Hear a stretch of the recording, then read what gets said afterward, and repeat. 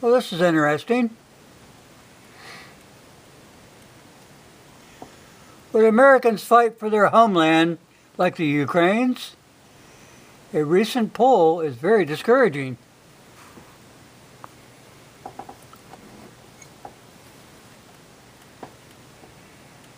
Here's these people down in Fort Worth. They're showing their support for the Ukraine after the Russian invasion. Blah, blah, blah, blah, blah. Okay, like most Americans, I spent the last few weeks contemplating the implications of Russia's unprovoked invasion of Ukraine. No, it wasn't unprovoked. Anyway, we'll get past all this. Images of stories of ordinary men taking up arms, of women constructing Molotov cocktails in their town square, and families hunkering down in defense of their nation. They are as terrifying as they are compelling. And they are hopeful too. You know, got to remind everybody their culture and their freedoms, their way of life are under assault. Okay? Now, under such circumstances, if you put this question to Americans, would they stay and fight, or would they leave the country? A bare majority, 55%, said they would stay and fight, while 38% said they would leave. You're going to love this poll, guys. You really are. Okay.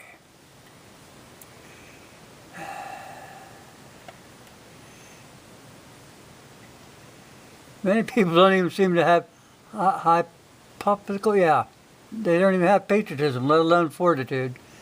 Okay.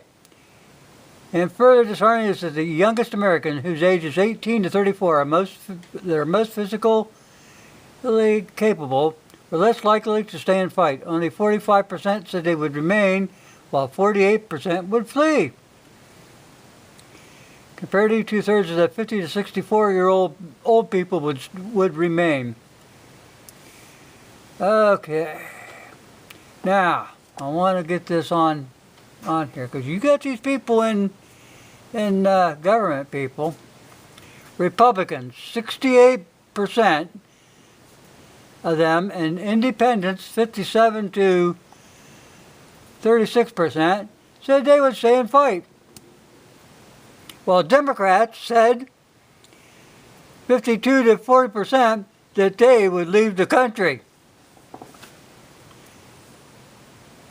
Damn, let's get a war now. Let's get somebody to invade, so Pelosi and Feinstein and Schumer and all those other effing nitwits will get out of the country. Pelosi's not going to stay and fight for her ice cream. Hell no. Pelosi's idea, and all the Democrats' idea is, hey, let's get the guns off America so they can't fight, and we'll all live happily ever after. I'm just telling you, people, this says it all. Here's another reason why patriotism's been on a downhill slide since the early 50s. When Americans went to fight a war, they went to fight a war to win. Like playing football or baseball, you go out there to win. So, along comes this thing called the United Nations after the Second World War. So then Korea started. Well, oh man, we've got to have the UN's permission to, to go to Korea and save our allies. So send all these good, patriotic American people over to Korea, and they don't know it. They're not under the United States of American generals. They are under the command of a United Nations peacekeeping general. They control everything. Before any conflict was involved, before you could make a battle plan, it had to be sent to New York City and straight to the UN office so it could be approved before they did anything. You weren't going to win a war. No, no, no, no. You could die, but you weren't there to win a war. It wasn't for democracy. It wasn't for freedom. Then comes along Vietnam. Same damn thing. Police action, you're under the direction of a United Nations general. All the plans had to be sent to New York to the UN building and then sent back to be approved. Well, when MacArthur had that problem there in Korea, he bypassed him. He didn't let the United Nations know what the hell he was going to do, and he started kicking ass. But today, remember all these kids that are, well, I'm not going to serve under no UN command. They refused. And they kick them out of the service. What in the hell is the United Nations doing on this soil to begin with? Is there enough for peacekeeping? They are a socialist, communist group brought here by other socialist communists to take over this country. Period. And you better get that through your head. Anyway, that killed all the patriotism, people. When you go to fight a war and they don't let you win a war, you're very disheartened. You don't care anymore. You might as well just stay drunk. Nobody cares. It's all farce. That's what it is. Get that through your head. Now, but this thing, though, about the Democrats leaving, oh, yeah, I can see that in a heartbeat.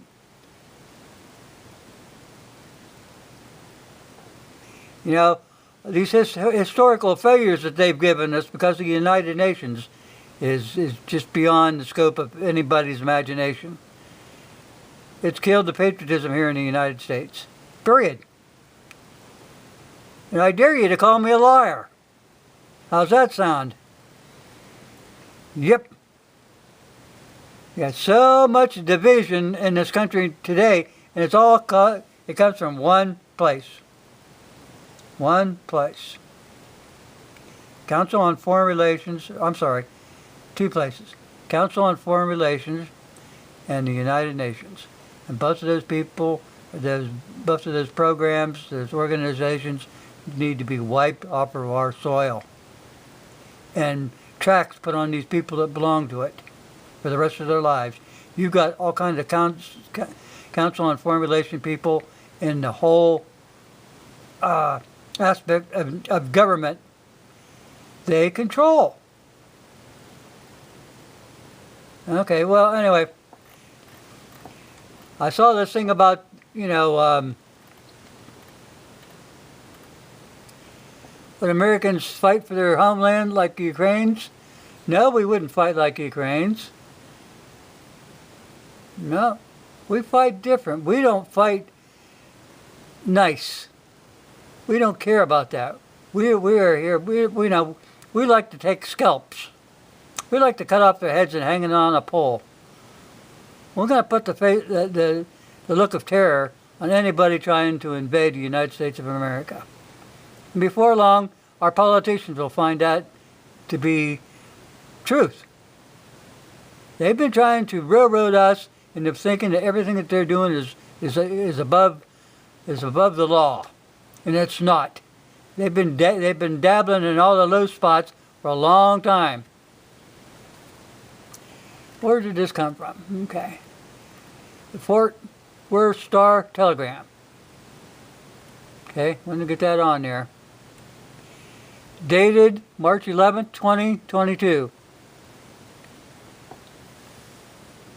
Okay, people, I had my little say for today, my little rant, but my rant also has the truth in it too. Remember that. Thanks for watching.